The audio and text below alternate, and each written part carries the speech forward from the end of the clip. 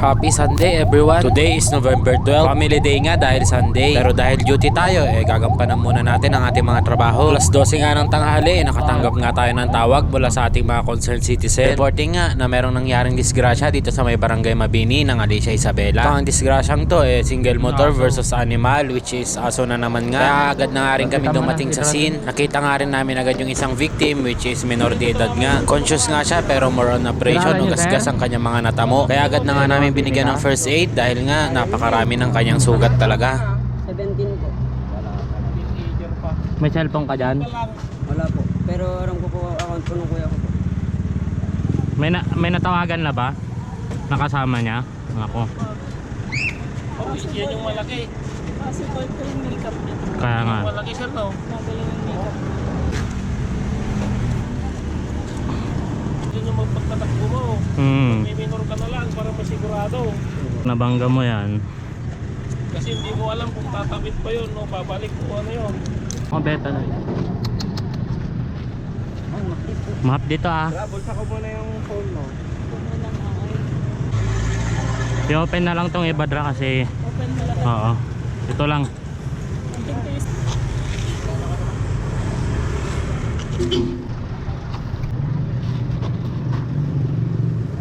Sabihin namin sa akon mo.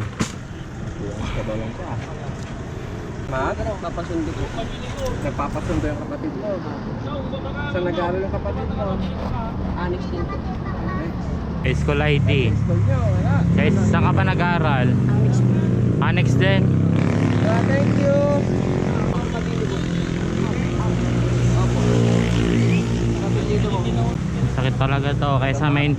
Kaysa ma-infection to, mas malala yung sakit na mararamdaman mo. Tapos papasok po doon. Papasok doon sa may school. School ba yan? Hindi po. Sa kabila pa po. Argentina na Argentina ulit dito pa na kaskas natin. Ito lang po yung tamang po. Argentina ulit kaskas. Cellphone lang. Pangalan mo? Injos Alistair. Ian? Yin po. Yin? Y-I-N po.